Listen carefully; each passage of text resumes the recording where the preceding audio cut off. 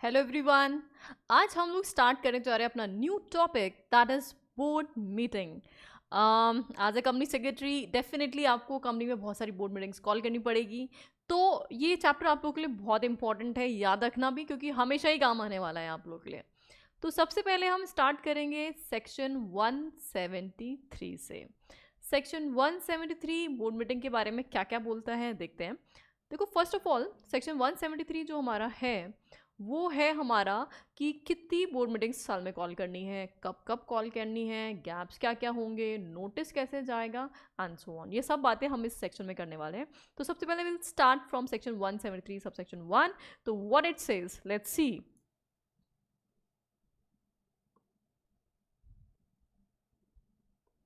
देखिए, first of all first board meeting कब करेंगे, तो यहाँ पे हम बात कर रहे हैं board meeting, number of board meeting कब कब कैसे कैसे करना है। तो नंबर ऑफ बोर्ड मीटिंग, तो हम कब कब बोर्ड मीटिंग कॉल करेंगे उसके बारे में हम बात कर रहे हैं। तो पहली बोर्ड मीटिंग याद रखना, पहली board meeting, first board meeting, और साथ ही में जो सब्सिक्वेंट बोर्ड मीटिंग है उसके बारे में सेक्शन 173 बताता है। सब्सिक्वेंट बोर्ड मीटिंग, जो हमारी फर्स्ट बोर्ड मीटिंग है वो इनकॉर्पोरेशन के 30 डेज में हो जाना चाहिए। हर कंपनी में सेम प्रोविजन एप्लीकेबल है। Within 30 days of incorporation, within how many days, 30 days of incorporation, within 30 days.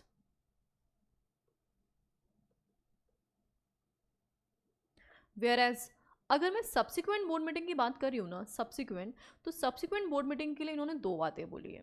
देखो, पहली बात इन्होंने क्या बोली कि कैलेंडर ईयर में कम से कम 4 बोर्ड मीटिंग हो जानी चाहिए। ठीक है, तो सब्सिक्वेंट बोर्ड मीटिंग के लिए we are having 2 conditions. First condition is what, कि कैलेंडर ईयर में 4 बोर्ड मीटिंग होगी, मिनिमम है ये। मैक्सिमम तो आप कितनी भी कर लो, आपकी इच्छा है, लेकिन कम से कम 4 बोर्ड मीटिंग्स तो आपको करनी ही करनी है। देन इन जो 4 बोर्ड मीटिंग्स आप कर रहे हैं, जितनी भी आप बोर्ड मीटिंग्स कर रहे हैं, उनके बीच में जो गैप है वो मैक्सिमम 120 डेज का हो सकता है। 120 दिन से ज़्यादा गैप नहीं हो सकता। तो जो दूसरा प्रोविजन है इसमें, time gap, maximum time gap किसके बीच में, between two board meetings, between two board meetings, not exceeding 120 days. Got it? Maximum 120 days से ज़्यादा का गैप नहीं हो सकता। अब आपकी इच्छा है, आप 10 15 20 25 जितनी बोर्ड मीटिंग करनी है, आप हर महीने हर 15 दिन में मीटिंग करते रहो, कोई प्रॉब्लम नहीं है। लेकिन साल में कम से कम 4 बोर्ड मीटिंग कर लेना। और यहाँ पे साल से मेरा मतलब कैलेंडर ईयर से है, और कैलेंडर ईयर का मतलब जनवरी से दिसंबर से। फाइनेंशियल ईयर मत ले लेना, यहाँ पे आप अप्रैल से मार्च की बात नहीं कर रहे हैं, यहाँ आप जनवरी से दिसंबर की बात करें। ओके, बात समझ में आ गई। अच्छा, अब जो है ना, देखो, जो इसने पहला पॉइंट बोला था वो तो सारी कंपनीज पे एप्लीकेबल, ऑल कंपनीज पे, लेकिन जो सब्सिक्वेंट बोर्ड मीटिंग है उसके लिए एक्सेप्शन इन्होंने दे रखा है। तो क्या एक्सेप्शन दे रखा है देखते हैं। जो पहला प्रोविजन है वो तो एप्लीकेबल ऑन ऑल कंपनीज, मतलब हर कंपनी को ऑब्वियसली इनकॉर्पोरेशन के 30 दिन में पहली बोर्ड मीटिंग तो करनी करनी है। लेकिन जो सब्सिक्वेंट बोर्ड मीटिंग है उसके लिए एग्जम्पशन दी गई है, exemption.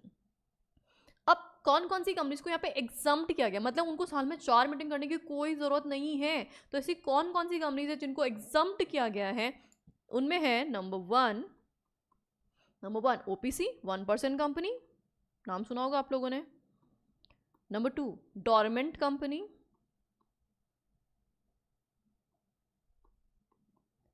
And number 3 small company. ये जो 3 काइंड्स ऑफ कंपनीज है, 3 kinds of company, OPC, small company and dormant company, इन पे 4 मीटिंग से प्रोविजन एप्लीकेबल नहीं है। इनको सिर्फ और सिर्फ साल में 2 ही मीटिंग करनी है। तो ऐसा बोलते हैं कैलेंडर हाफ ईयर में सिर्फ इनको 1 ही मीटिंग करनी होती है, तो ईयरली इनके पास सिर्फ 2 ही मीटिंग की रिक्वायरमेंट है। तो इन तीनों टाइप्स ऑफ कंपनीज जो हैं इनको सिर्फ और सिर्फ only 2 board meetings in a year, only 2 board meetings in a year. तो एक साल में ये 2 मीटिंग कर लें वही बहुत है, चलेगा, 4 मीटिंग रिक्वायरमेंट नहीं है। और बस हाँ, एक चीज़ याद रख लेना कि जो गैप है, गैप मिनिमम 90 डेज का होगा। मिनिमम कितने डेज का होगा? 90 डेज का होगा। तो देखो क्यों बोला इसने, हमने बोला से हाफ ईयरली, जनवरी से लेकर जून तक आप पहली बोर्ड मीटिंग कर रहे हैं, फिर उसके बाद आप सेकेंड हाफ ईयर में वापस एक और बोर्ड मीटिंग कर रहे हैं। मान लो आपने पहली बोर्ड मीटिंग जून में की और दूसरी बोर्ड मीटिंग जुलाई में कर ली, तो आप साल भर तो मिले ही नहीं, 2 महीने में मिल लिए, तो ये क्या बात हुई? तो इसलिए आपको ऑब्वियसली इक्वल टाइम गैप तो रखना ही चाहिए ना। तो 2 बोर्ड मीटिंग के बीच में जो गैप रखोगे वो मिनिमम 90 डेज का आपको रखना पड़ेगा। बात समझ में आ गई सबको? तो हम मिनिमम 90 डेज का टाइम गैप रखेंगे और साल में मिनिमम 2 बोर्ड मीटिंग कॉल करेंगे। ज़्यादा करनी है तो आप कर लो, कोई दिक्कत नहीं, लेकिन कम से कम 2 बोर्ड मीटिंग करनी पड़ेगी। तो क्या बोला, 173 फटाफट से रिकॉल करते हैं। पहली कंडीशन क्या बोली इसने कि इनकॉर्पोरेशन के 30 डेज में बोर्ड मीटिंग कॉल कर लो, सब्सिक्वेंट बोर्ड मीटिंग साल में 4 कर लो, गैप कितना रख लो, 120 डेज का गैप रखो मैक्सिमम, ठीक है। देन उसके बाद इसने क्या बोला कि ये जो 120 डेज और ये जो 4 मीटिंग की कंडीशन है, ये 3 कंपनीज पे एप्लीकेबल नहीं है, ओपीसी, डोरमेंट, स्मॉल कंपनी। इनको कितनी कॉल करनी साल में? 2 ही मीटिंग कॉल करनी है। और इन दोनों के बीच में गैप कितना रखोगे? गैप इनके बीच में रहेगा मिनिमम कितने डेज का? 90 डेज का गैप हमें रखना है। फाइन, ये बात समझ में आ गई सबको अच्छे से? अब आगे कंटिन्यू करते हैं हम लोग। तो नेक्स्ट ये बोलता है, अब देखो सुनो, हमने क्या किया, हम इंडियन थे ना, एकदम लास्ट मोमेंट पे जागते हैं, एकदम हर काम एकदम लास्ट डे ही करेंगे। तो हमने क्या किया, बोर्ड मीटिंग 120th डे पे कॉल की। कब कॉल की? 120th डे पे कॉल की मीटिंग को, है ना। अब 120th डे पे कॉल करो, मान लो कोरम प्रेजेंट नहीं हुआ, अब क्या करें? कोरम प्रेजेंट ही नहीं हुआ, तो कोरम प्रेजेंट नहीं हुआ तो मीटिंग एडजर्न करनी पड़ी। तो क्या 173 के पीनल प्रोविजन में फॉल करोगे? क्योंकि मीटिंग एडजर्न हो गई, तो अब 120th डे तो मीटिंग नहीं हो रही आपकी मीटिंग हो रही 127th डे। तो क्या वायलेशन है? क्या 173 की पेनल्टी लगेगी? तो आंसर है नो। हमने तो मीटिंग कॉल कर ली थी ना, अब हमें थोड़ा ना सपना आ रहा था कि कोरम प्रेजेंट नहीं होगा। तो अगर कोरम प्रेजेंट नहीं है तो इट्स ओके, कोई बात नहीं है, यहाँ पे पीनल प्रोविजन एप्लीकेबल नहीं होगा। ये बात समझ में आ गई सबको अच्छे से? तो क्या क्या पढ़ा हमने? नंबर ऑफ मीटिंग्स के बारे में पढ़ लिया, और गैप के बारे में पढ़ लिया, और अगर कोरम की वजह से हम नहीं मीटिंग कॉल कर पाए तो वायलेशन नहीं माना जाएगा, ठीक है। चलिए अब आगे बढ़ते हैं हम लोग। हम बात कर रहे हैं नोटिस ऑफ बोर्ड मीटिंग की। नोटिस देना भाई, नहीं तो डायरेक्टर्स को पता कैसे चलेगा कि मीटिंग कॉल हो रही है। तो नोटिस के कंसर्न में क्या क्या बातें हैं वो हम समझते हैं। तो नोटिस ऑफ बोर्ड मीटिंग, देखिए बोर्ड मीटिंग का जो हम नोटिस सेंड करने जा रहे हैं ना, वो नोटिस हम कैसे कैसे भेजेंगे उसके बारे में बता रही हूँ। तो पहली कंडीशन याद रखना, ये जो नोटिस है, ये नोटिस आएगा 7 डेज का नोटिस। कितने दिन का? 7 डेज का नोटिस। तो नोटिस जाएगा, जो पीरियड है इसका 7 डेज नोटिस, मतलब मीटिंग के कम से कम 7 दिन पहले आपको नोटिस भेजना पड़ेगा। लेकिन बाय चांस आपको कोई इमरजेंसी आ गई और शॉर्टर पीरियड का नोटिस भेजना पड़ा, तो क्या हम शॉर्टर पीरियड का नोटिस भेज सकते हैं या नहीं? तो उसके बारे में हम बात कर रहे हैं। तो yes, definitely shorter period notice is also allowed. Shorter period notice is allowed if क्या कंडीशन है, कब अलाउड होगा? देखो यहां पे 2 बातें हैं, या तो उस रेस्पेक्टिव बोर्ड मीटिंग में इंडिपेंडेंट डायरेक्टर प्रेजेंट हो जाए। शॉर्टर पीरियड का नोटिस दिया आपने, बोला 3 दिन का नोटिस देकर के मीटिंग कॉल कर ली, अर्जेंट काम था, और उस मीटिंग में इंडिपेंडेंट डायरेक्टर अगर आ जाए तो मीटिंग वैलिड है, कोई दिक्कत वाली बात नहीं है। तो क्या बोल रहा है ये, या तो independent director if any attends the meeting,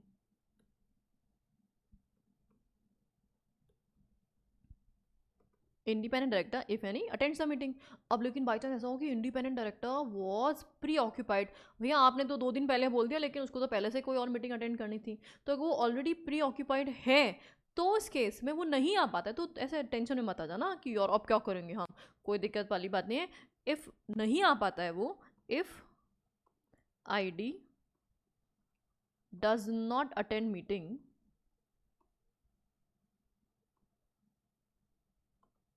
तो क्या करा सकते हैं हम, circulate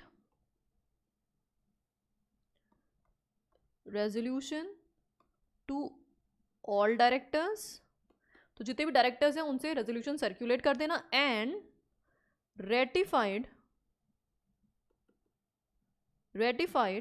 by at least one ID if any. अब आप सोच रहे हो कि मैम इफ एनी क्यों लिख रहे हो आप? अरे भाई इसलिए लिख रही हूँ मैं क्योंकि इंडिपेंडेंट डायरेक्टर हर कंपनी में होना जरूरी नहीं है ना। अगर कंपनी में आईडी है ही नहीं तो फिर कहाँ से लेके आओगे? पैदा थोड़ा कर दोगे टपक गया आसमान से इंडिपेंडेंट डायरेक्टर क्योंकि हमें शॉर्ट नोटिस करना था। अरे ऐसा नहीं होगा ना। तो अगर कंपनी में इंडिपेंडेंट डायरेक्टर है तो ये प्रोविजन फॉलो कर लेना। अब सुनोगे मैम फिर अगर इंडिपेंडेंट डायरेक्टर नहीं है तो क्या करूँ? अगर इंडिपेंडेंट डायरेक्टर नहीं है तो फिर क्या करें उस केस में? तो टेंशन में मत आओ, उस केस में सेक्रेटरी स्टैंडर्ड जो बोलता है वो फॉलो करना। तो यहाँ पे क्या प्रोविजन एप्लीकेबल होता है? सेक्रेटरी स्टैंडर्ड का प्रोविजन एप्लीकेबल होता है। तो if ID is not there, if ID is not there then follow secretarial standard। तो हम क्या फॉलो करेंगे? सेक्रेटरियल स्टैंडर्ड फॉलो करेंगे इन दैट केस। तो सेक्रेटरियल स्टैंडर्ड में जो जो प्रोविजंस हैं वो हम सेक्रेटरियल स्टैंडर्ड अलग से पढ़ेंगे, इसलिए वहीं पे हम इसको डिस्कस कर लेंगे। तो अभी तो बस इतनी सी बात समझ लो कि 7 दिन का नोटिस आपको भेजना है। शॉर्टर पीरियड का नोटिस अगर देना चाहते हो तो दोनों में से कोई एक कंडीशन फुलफिल कर लेना, या तो आईडी आपकी मीटिंग में आ जाए और अगर नहीं आ पा रहा है तो रेटिफाई कर दे, और अगर कंपनी में आईडी है ही नहीं तो कोई बात नहीं, कंपनी लाइक साइलेंट है, उसके बारे में कौन बोलता है? सेक्रेटरी स्टैंडर्ड बोलता है। एक बार इसकी लैंग्वेज देख लेते हैं। Notice of board meeting to be given in writing at least 7 days before the meeting.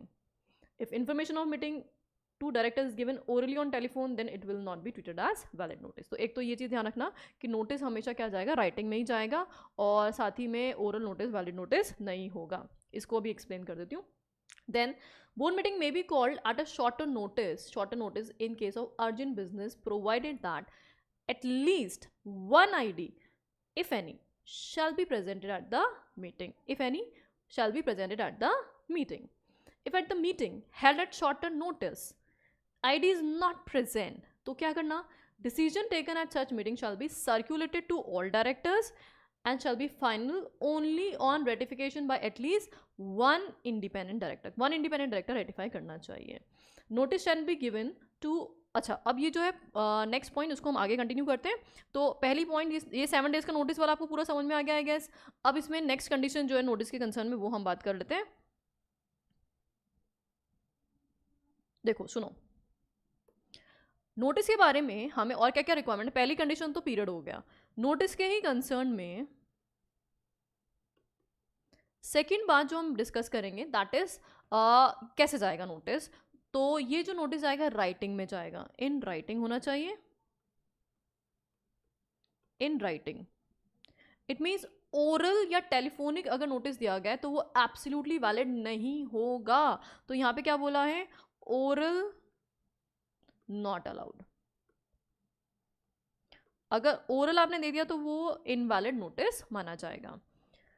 Thirdly इसने बोला कि notice shall be given to all directors of the company, shall be given to all directors of the company.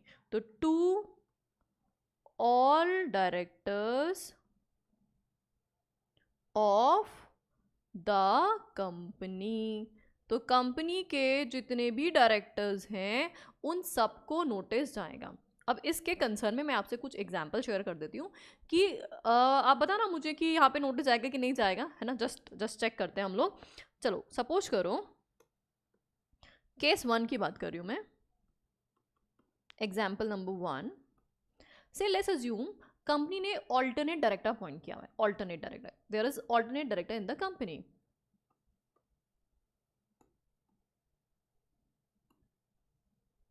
ठीक है, अब alternate director समझते हैं ना, India में डायरेक्टर जो था वो उसको बाहर जाना पड़ा ड्यू टू सम वर्क, अब वो एब्सेंट है इंडिया में तो उसके प्लेस पे ऑल्टरनेट डायरेक्टर अपॉइंट किया गया, that is called alternate director. अब दो डायरेक्टर हैं कंपनी में, एक है ऑल्टरनेट डायरेक्टर और एक है ओरिजिनल डायरेक्टर। तो नोटिस किसको जाएगा? Notice to whom? क्वेश्चन है मेरा, notice to whom? Number 1 option है आपके पास, वैसे आपको 4 ऑप्शन मिलते हैं ABCD में, यहाँ पे मैं 3 ही दे रही हूँ क्योंकि यहाँ पे आपके पास कोई ऑप्शन नहीं आने वाले सब्जेक्ट में। हाँ, तो पहला ऑप्शन है notice to whom? Alternate director. Second option है ओरिजिनल डायरेक्टर।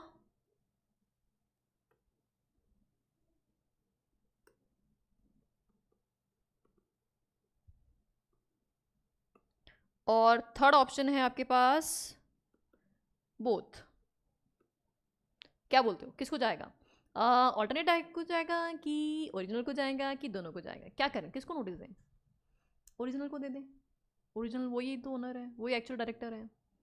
नहीं नहीं, ओरिजिनल तो है ही नहीं अभी इंडिया में, इंडिया के बाहर गया है, तो ऑल्टरनेट को दे देते हैं, एक काम करते हैं, क्योंकि मीटिंग तो वही अटेंड करेगा ना। अरे नहीं, ना तो ओरिजिनल को जाएगा अकेले, ना ऑल्टरनेट को, दोनों को जाएगा। Notice shall be sent to all directors, क्योंकि जब ऑलरेडी हमने पढ़ लिया ऑल मतलब ऑल, इसका मतलब आंसर क्या है? बोथ। तो दोनों को जाएगा यहाँ पे। तो हमें इन दोनों को अकेले अकेले अगर नोटिस भेजोगे तो वो गलत हो जाएगा। तो हमें नोटिस किसको भेजना है? दोनों डायरेक्टर्स को नोटिस भेजना है। ठीक है, पहला एग्जाम्पल क्लियर। सेकेंड एग्जाम्पल ले लेते हैं, चलो। अब सही से सोचना, ओके, अभी गलती नहीं करना है। अच्छा, क्वेश्चन ये है, इंडिया का डायरेक्टर था, डायरेक्टर वो बोला कि मेरी तबीयत ठीक नहीं, मैं आऊँगा नहीं, मना कर देता है कि मैं मीटिंग में नहीं आऊँगा, नोटिस मत भेजना, बिना फालतू खर्चा मत करना। क्या उसको नोटिस भेजना जरूरी है? तो क्या क्वेश्चन है? Director refuses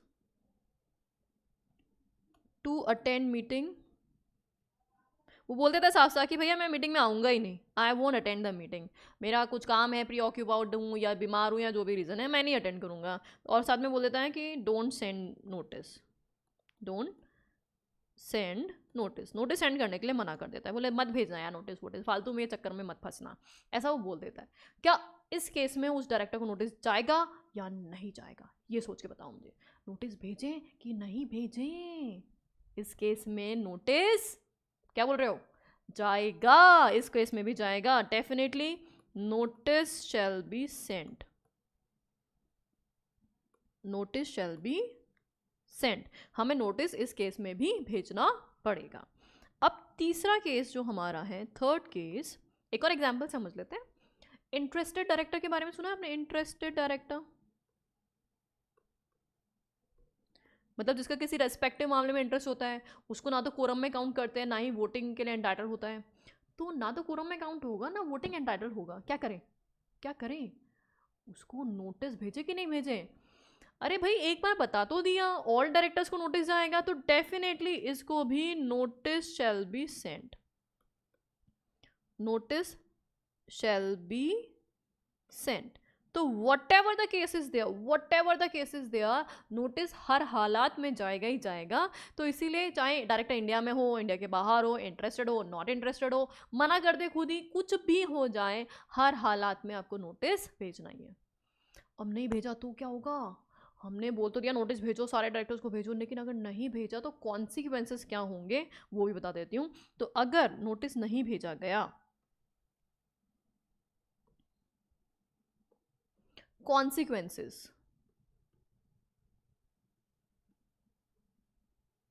of not sending notice. देखो एक चीज़ तो अच्छे से समझ लेना, डायरेक्टर को अगर नोटिस नहीं गया, इंटेंशन मैटर नहीं करता, चाहे आपने मेलाफाइडली नहीं भेजा हो, चाहे गलती से हो गया, बोनाफाइडली मेलाफाइडली कोई फर्क नहीं पड़ता, नोटिस नहीं गया तो आपका ये नोटिस है इनवैलिड, और मीटिंग क्या हो जाएगी? इरेगुलर, वॉइड हो जाएगी। तो मीटिंग में जो भी रेजोल्यूशन पास हुए हैं, रेजोल्यूशंस पास्ड एट मीटिंग क्या हो जाएंगे? वॉइड हो जाएंगे। जो भी इस रेस्पेक्टिव मीटिंग में रेजोल्यूशन पास हुए वो सबके सब क्या हो जाएंगे? वॉइड हो जाएंगे, चाहे आपने मेलाफाइडली भेजा हो, मेलाफाइड या बोनाफाइड,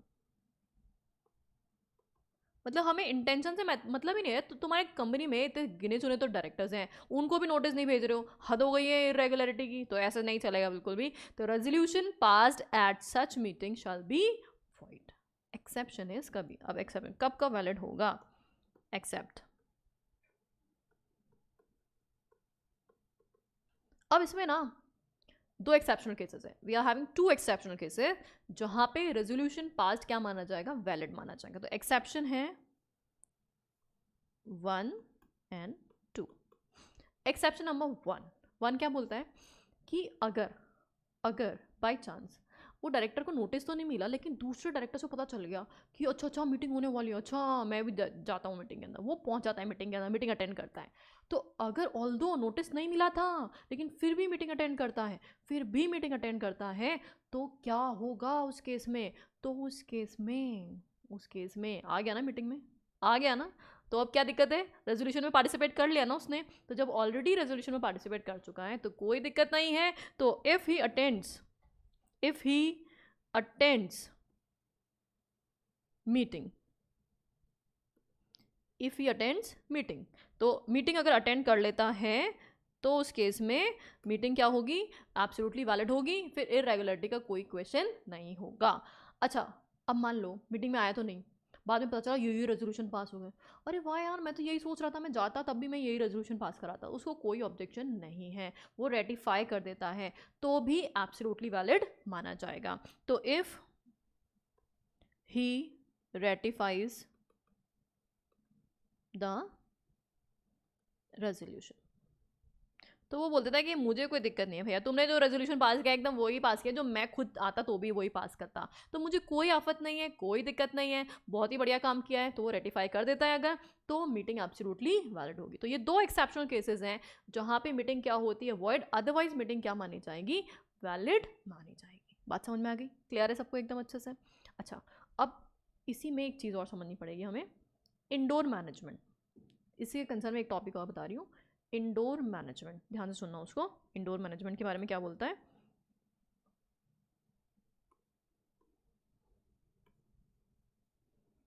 इंडोर मैनेजमेंट।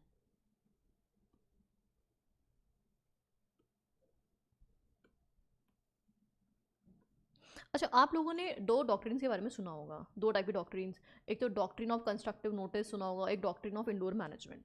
देखिए, कंस्ट्रक्टिव नोटिस तो क्या करती है? कंपनी को बचाती है आउटसाइडर्स से। वेरएज इंडोर मैनेजमेंट जो है आउटसाइडर्स को प्रोटेक्ट करता है कंपनी के अगेंस्ट में, है ना। तो इंडोर मैनेजमेंट क्या करता है? प्रोटेक्ट्स आउटसाइडर्स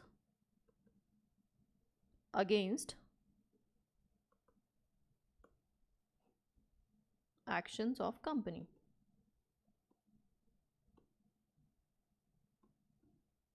अच्छा, एक एग्जांपल समझना। मान लेते हैं कंपनी के डायरेक्टर्स ओरल ओरल नोटिस देकर के मीटिंग कॉल कर लें, ओरल नोटिस देकर के मीटिंग कॉल कर लें, और साथ ही में उस मीटिंग में एक रेजोल्यूशन पास कर ले कि हम बैंक लोन लेंगे। उन्होंने पंजाब नेशनल बैंक को रेजोल्यूशन की कॉपी भेज दी और उसके बेसिस पे पंजाब नेशनल बैंक ने कंपनी को लोन सेंक्शन कर दिया। अब जब ड्यू डेट पे पेमेंट की बारी आई तो कंपनी के डायरेक्टर्स बोलते हैं तो लोन ही वॉइड है भैया, रेजोल्यूशन ही वॉइड था हमारा, तो क्योंकि हमने तो ओरल नोटिस देकर के मीटिंग कॉल की थी। ओरल नोटिस देकर के मीटिंग कॉल की थी, तो इरेगुलर नोटिस है, इरेगुलर मीटिंग है, तो मीटिंग हो गई वॉइड। तो याद रखना, आउटसाइडर्स के इंटरेस्ट के अगेंस्ट में मीटिंग वॉइड नहीं होगी। तो यहाँ इस केस में पीएनबी को आप ये नहीं बोल सकते भैया हमारा लोन वॉइड हो गया क्योंकि हमने तो ओरल नोटिस दिया था। तो आउटसाइडर के इंटरेस्ट को प्रोटेक्ट करने के लिए वो रेजोल्यूशन एब्सोल्युटली वैलिड माना जाएगा। तो यहाँ पे क्लियरली क्या बोलता है? Protect outsiders interest. तो इंडोर मैनेजमेंट के केस में, तो in case of irregular meeting, irregular meeting क्यों? क्योंकि इरेगुलर नोटिस दिया गया था, प्रॉपर नोटिस नहीं था, ओरल दे दिया गया या टाइम पीरियड सही नहीं था, तो ऐसा कुछ किया। तो इरेगुलर मीटिंग अगर है तो उस केस में जो आउटसाइडर्स के इंटरेस्ट को प्रोटेक्ट करने के लिए इंडोर मैनेजमेंट के केस में जो आपका रेजोल्यूशन है पास्ट शैल बी वैलिड। उनके इंटरेस्ट के अगेंस्ट में ये काम नहीं किया जाएगा। बात समझ में आई? एक बार मैं लैंग्वेज पढ़ देती हूँ सबकी। देखो, if notice is not given to any director then any resolution passed as such meeting shall be void. Notice नहीं दिया तो वॉइड है. However such resolution can be made valid if it is ratified in the next, मतलब वो ratify कर देता है. तो हमारा पहला एक्सेप्शन हो गया. A director who does not receive the notice of meeting can not raise any objection of the validity of the meeting if he attends the meeting. Meeting attend कर ली उसने, मीटिंग अटेंड कर ली है, तो meeting attend कर ली है तो फिर क्या ही दिक्कत है. It is not required to attach agenda with the notice of board meeting. ये एक जनरल पॉइंट है जिसमें एजेंडा लगाने की आपको कोई ज़रूरत नहीं है. सेक्रेटरी स्टैंडर्ड के हिसाब से आपको एजेंडा भेजना पड़ेगा. तो required as per secretary standard. तो एसएस के हिसाब से तो भेजना पड़ेगा, बाकी नहीं भेजना. लास्ट पॉइंट जो मैं पढ़ रही हूँ ध्यान से देखना.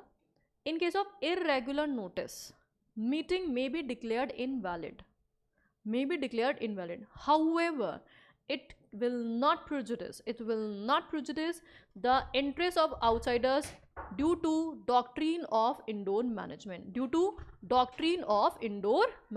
ठीक बात. तो ये हमारा इस तरह से सेक्शन 173 जो है वो पूरा कंप्लीट होता है. तो 173 में वैसे और भी बहुत सारी बातें हैं, पर आज के लिए हमारा इतना इनफ है, जिसमें हमने क्या क्या पढ़ लिया.